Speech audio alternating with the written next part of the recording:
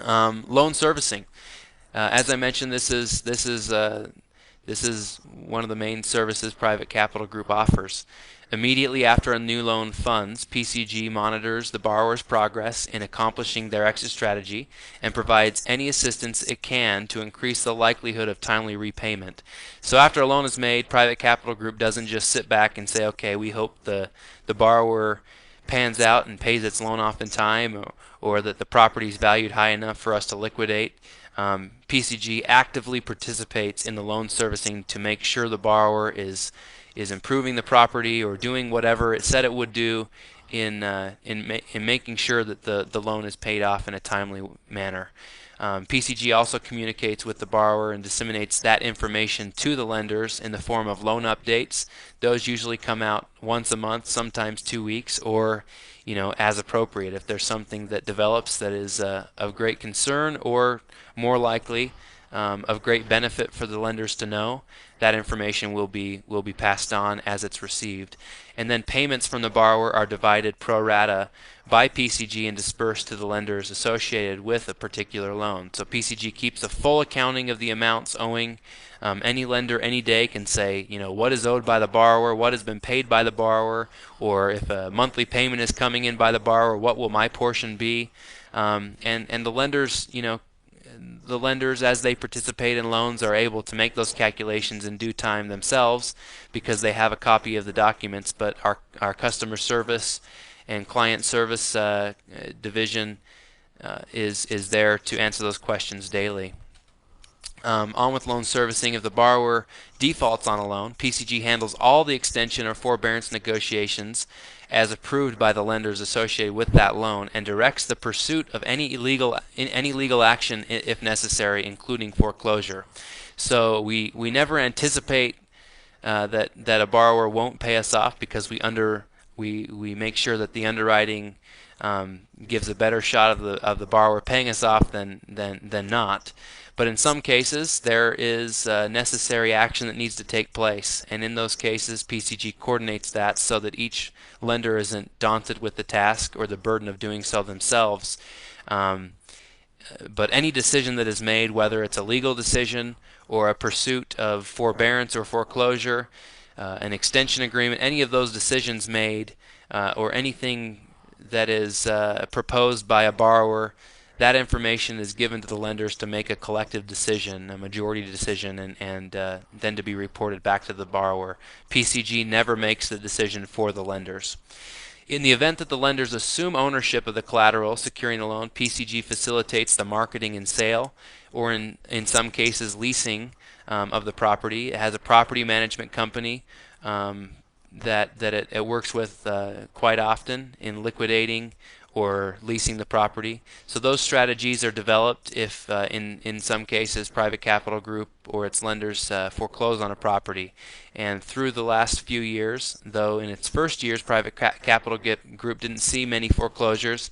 Obviously, over the past few years, there's been some of that, and there has been a competent team placed to ensure that if a property is taken back, the property can be utilized as quickly as possible, or liquidated, or develop some sort of plan to create revenue until the property can be sold. So those loan servicing, I guess, those loan servicing aspects are in place as well.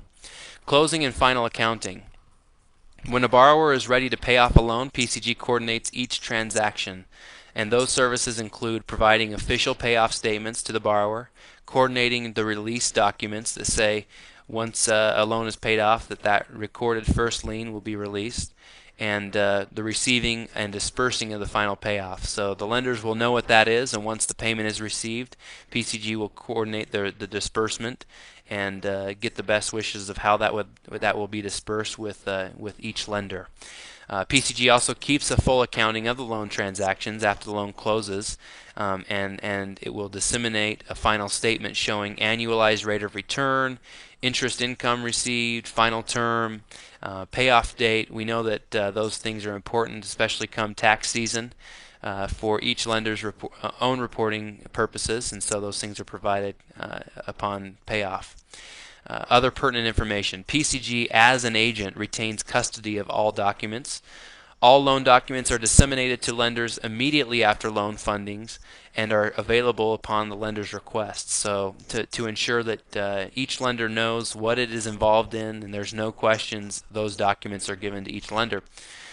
Servicing fees. PCG is paid to service loans by the borrower at the inception of each loan. PCG also receives a split of late fees and other fees as outlined in the loan servicing agreement. So as you'll see if you review the loan servicing agreement, when a loan is made, a certain amount of origination is a fee, if you will, is charged to each borrower. That fee is how PCG makes its money, whereas the interest rate that is charged per the note, that is solely given to the lenders that are making the loan. So and that is in every case except when a late payment or a late fee is received, and PCG does take a portion of that because its services are required to a greater degree. But PCG doesn't make any of the interest. That's all owed directly to the lender and the lender solely. PCG does not charge fees to the lenders in relation to the interest charged on any given loan. That's not PCG's place. We know that any fees are owed by the borrower and not the lenders. Is private lending safe? Each loan has a unique portfolio of risk which must be assessed on a case-by-case basis by each lender. It's silly to think that private capital group would make a decision for each lender because the lender itself is going to be the one that is going on title as the one participating in a private loan.